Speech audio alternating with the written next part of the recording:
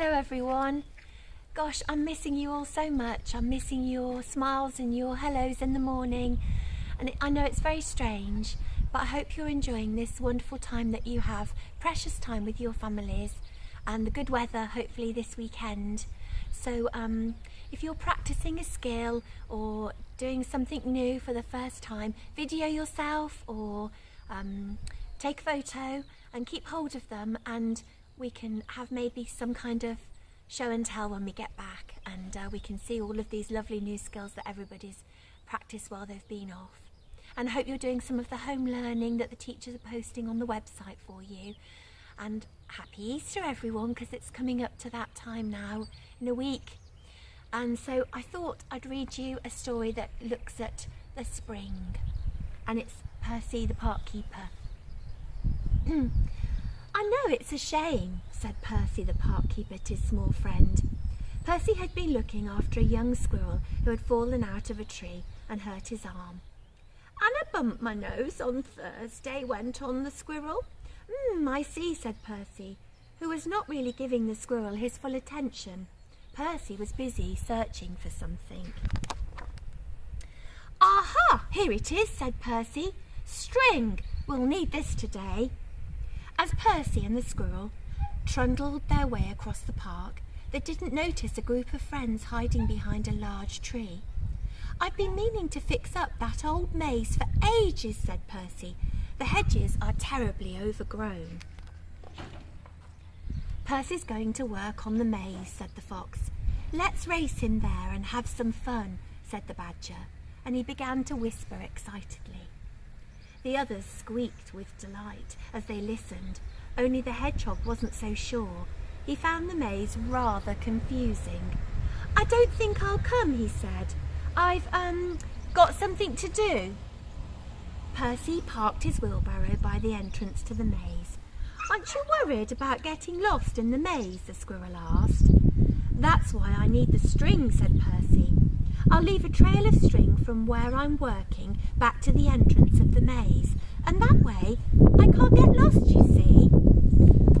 The squirrel didn't really see, because he wasn't really listening. "I'm not sure if I like spring or autumn the best," he said. At the back of the maze, a line of animals was disappearing one by one into the thick hedge. "We'll go right into the middle and wait for Percy," whispered the badger. "Then we'll jump out and give him a big surprise," giggled the rabbits. "Shh!" said the fox loudly, which set them all off giggling again. Percy worked hard on his hedge clippers, and little by little the maze began to look much tidier. All the time Percy followed his string in and out of the maze. By now the surprise party had made its way to the centre of the maze, where there stood a stone bench. The bench had been carved to look like a lion. At first the animals waited eagerly for Percy to come, but Percy took longer than they expected, and soon they began to yawn, and they all fell asleep. Percy's hedge clippers clacked on and on, only stopping now and then when Percy went to dump a barrow load of clippings. As Percy pushed his wheelbarrow, empty, back towards the maze, a hedgehog called to him. "Hello, Percy! Did you get a big surprise from the animals in the maze?" "A big surprise?" Percy stopped and smiled. Not yet," he said. When at last Percy and the squirrel worked their way to the centre of the maze, there was no big surprise waiting for them. Percy chuckled at the sight of the sleeping animals in front of him. "Let's have some fun ourselves," he whispered. Percy tiptoed to the back of the lion-shaped bench and he coughed loudly. "I beg your pardon," said Percy in a deep growling voice. The fox opened one eye. "It's not that I mind so very much," went on Percy, "but I do like people to ask before they go to sleep on me." The other animals began to stir. The fox stared at the lion's head. He couldn't believe his ears. "I'm very sorry," said the fox. "We didn't realise. We thought you were just a seat." The other animals opened their eyes in amazement to hear the fox talking to a lump of stone. They were even more amazed when the stone answered back. "Did you indeed?" said the growly voice. "Just a seat. "We're very sorry," said the fox. "Will you tell us your name?" Percy growled. "My name is, But at that moment, one of the rabbits looked behind the bench. "His name is Percy," cried the rabbit. The game was up, and a chuckling Percy came out from behind the bench.